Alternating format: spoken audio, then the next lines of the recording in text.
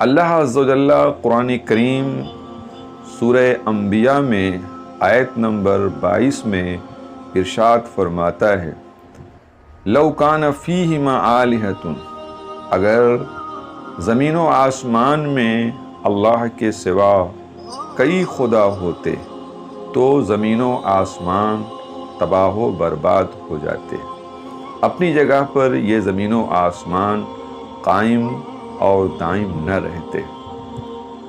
پھر اللہ تعالیٰ فرماتا ہے فسبحان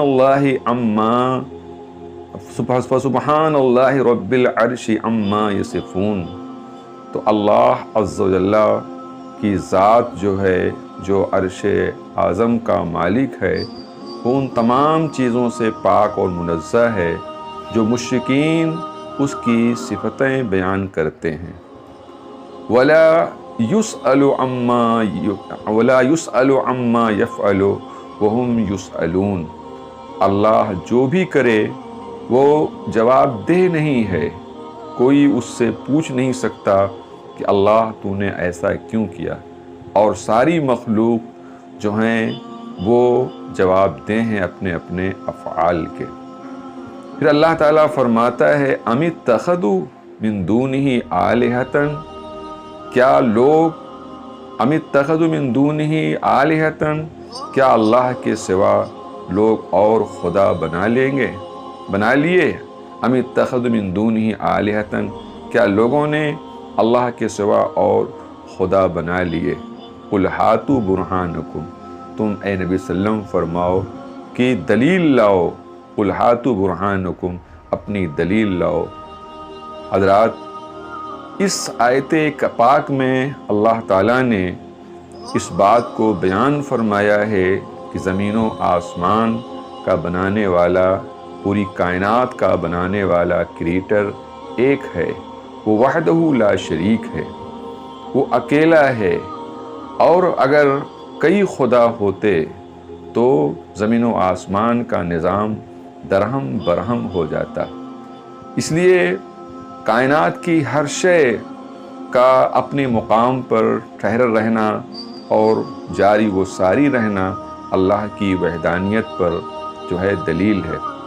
فرض کیجئے کہ اگر دو خدا کو فرض کیا جائے تو اب سوال پیدا ہوتا ہے کہ وہ دونوں خدا برابر طاقت رکھتے ہیں یا اس میں سے ایک کم طاقت رکھتا ہے؟ تو کہنا پڑے گا کہ جو کم طاقت رکھے وہ خدا نہیں ہو سکتا ہے۔ لہذا اس سے بھی ثابت ہوا کہ خدا ایک ہی ہوگا، معبود ایک ہی ہوگا۔ اگر یہ کوئی کہے کہ نہیں دو ہیں یا کئی ایک ہیں اور وہ سب آپس میں مل کر کام کریں، کائنات کا نظام چلائیں، تو اس میں بھی مجبوری جھلکے گی کہ سب یعنی آپس میں مل جل کر رہنے کے لیے مجبور ہیں، اور ایک دوسرے پر کوئی غالب نہیں آ سکتا ہے، اور جو غالب نہ آئے وہ خدا نہیں، جو مقہور ہو جائے، جو مجبور ہو جائے، وہ خدا نہیں ہو سکتا ہے۔ تو جس اینگل اور جس زاویے سے بھی اس پر غور کیجئے تو تعدد الہ پر برہان تمانو، یعنی دلیل ایسی آتی ہے کہ جو کئی خدا پر کے ہونے پر جو ہے محال ثابت کرتی ہے۔ لہذا ایک خدا ہے اور وہ خدا اللہ ہے، اسی کو ہم اللہ کہتے ہیں۔ وہی خالق ہے، وہی مالک ہے، وہی رازق ہے، وہی زندگی دیتا ہے، وہی موت دیتا ہے، وہی روزی رساں ہے، وہی ہماری حفاظت کرتا ہے۔ وہ اللہ از آل پاورفل، یعنی جو معبود حقیقی ہے وہی ہے کہ جو پوری طاقت اور توانائی رکھے، فعال لما یرید، جو وہ چاہے وہ ہو جائے، اور جو مجبور ہو وہ کبھی خدا نہیں ہو سکتا ہے۔ اس طرح سے اگر غور کیا جائے تو اللہ کی وجود پر، وحدانیت پر مستحکم دلیل ہر اعتبار سے موجود ہے۔ پھر اللہ تعالیٰ فرماتا ہے کہ جو اللہ تبارک تعالیٰ کی صفتیں از خود بیان کرتے ہیں، اپنے طور پر بیان کرتے ہیں، تو اللہ تعالیٰ فرماتا ہے کہ جو عرش کا مالک اللہ ہے وہ ان کی صفتیں جو بیان کرتے ہیں اللہ تعالیٰ اس سے پاک ہے۔ دنیا کا ہر شخص جو ہے وہ اپنے فعل، اپنے ورک، اپنے کام کا جواب دہ ہے، مگر اللہ تبارک تعالیٰ کسی کے سامنے جواب دہ نہیں ہے۔ یہ بھی اللہ کے معبود ہونے کی ایک بہترین دلیل ہے۔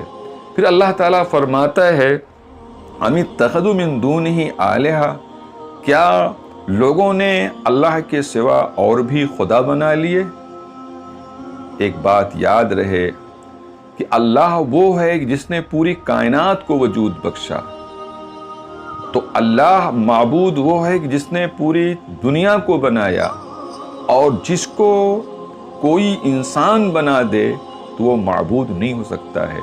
لہذا پوجنا بھی اسے چاہیے جس نے سب کو بنایا ہے، جس نے سب کو بنایا ہے، اور جسے انسان بنائے وہ پوجنی نہیں ہو سکتا ہے۔ اس کی پرستش اور پوجا کرنا جو ہے حماقت ہے، اور یہ عقل کے خلاف ہے۔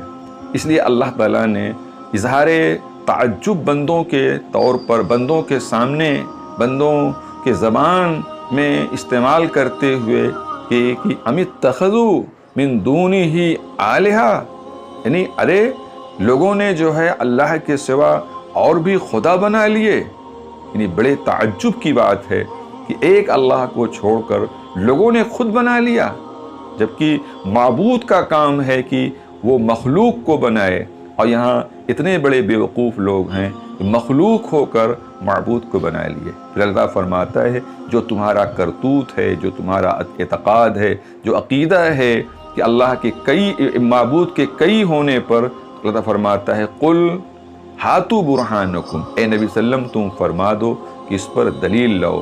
قیامت تک کوئی شخص جو ہے کئی